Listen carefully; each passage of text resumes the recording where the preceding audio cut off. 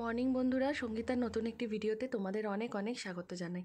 আজকে বুধবার, এখন বাজে ভোর 5:30। উঠেছি 4:30-র সময়। কাজ করতে করতে দেখো 5:30 বেজে গেল। এখনও চারিদিকটা অন্ধকার, শীতের ভোর না, এখনও সকাল হতে বেশ খানিকটা সময় আছে। আর চলো, আজকে আমি এত ভোরে উঠেছি কেন তোমাদেরকে জানাই। আজকে আমার মামাতো বোনের হলুদ কোটা, দিকুর এক্সামও চলছে। এক্সাম থেকে এনে তাড়াতাড়ি করছি ওই জন্য, যাতে এক্সাম থেকে এনেই দিকুকে একটু খাইয়েই চলে যেতে পারি। এখানে দেখো মুসুরির ডাল সেদ্ধ করছি, তোমাদেরকে দেখাই, দাঁড়াও। দিব্যেন্দু তো খেয়ে কাজে যাবে, ও তো আর আমার সাথে যাবে না, তাই ওর রান্নাটা সেরে রাখছি। একটু নুন দিয়ে দিই, তাহলে তাড়াতাড়ি সেদ্ধ হয়ে যাবে। আমি উঠেছি আর দিকুও আমার সাথে উঠে গেছিলো। এক ধমক দিয়ে ওকে ঘুম পাড়িয়ে দিয়েছি। কি করব, 4:30 উঠেই বা ও কী করবে, তাই জন্য ওকে বললাম তুই শো, আমি রান্নাঘরে আস্তে আস্তে ওর জন্য কাজ করছি। আমি এখন ডাল সেদ্ধ করছি, এরপর করব ভাত। আর এদিকে দেখো চা করে রেখে দিয়েছি দিব্যেন্দুর জন্য। ও উঠলে মুখ ধোয়া হয়ে গেলে ওকে চাটা রেডি করে দেবো। আর এদিকে দেখো আমার চা হয়ে গেছে। আর দেখো চালটা ধুয়ে রেখে দিয়েছি, ডালটা সেদ্ধ হলেই ভাতটা বসিয়ে দেবো। দিব্যেন্দুর মতনই চাল নিয়েছি, তবে হ্যাঁ, একদম তার মাপে মাপে নেওয়া যায় না। আর এদিকে দেখো ওর জন্য পাস্তা করব, তাই জন্য সবজি কেটে রেখে দিয়েছি। আর এদিকে দেখো পাস্তাও সেদ্ধ হয়ে গেছে। ভোরবেলা উঠেছি, একদিকে ভালো হয়েছে, অ্যালার্ম দিয়ে রেখে দিয়েছিলাম যাতে 4:30-র সময় উঠতে পারি। তবে 4টের অ্যালার্ম দিয়েছি, ওই আর কি, আধ ঘন্টা একটু এদিক ওদিক হতেই পারে।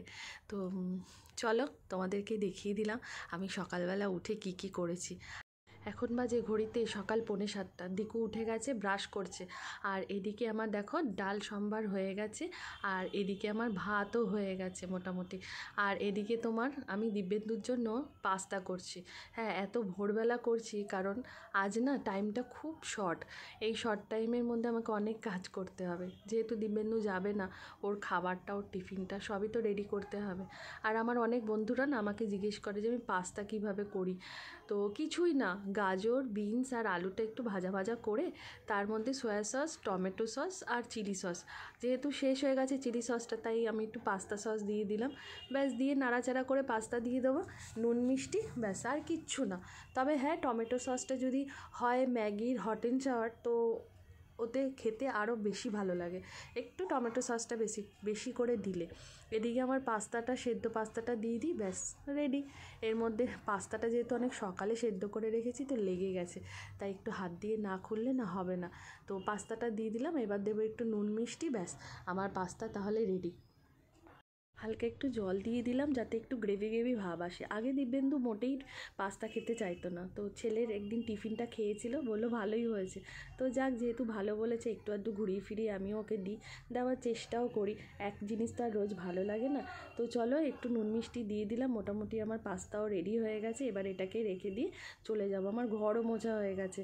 তো এবার আমি যাব স্কুলে, রওনা দেবো।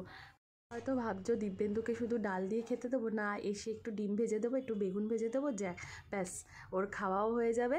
আর এদিকে আমার তো টিফিন রেডি। তো চলো, দেখা হচ্ছে নেক্সট ভিডিওতে। ততক্ষণের জন্য টাটা। তোমরা প্রে করো যাতে দিকুর এক্সাম ভালো যায়।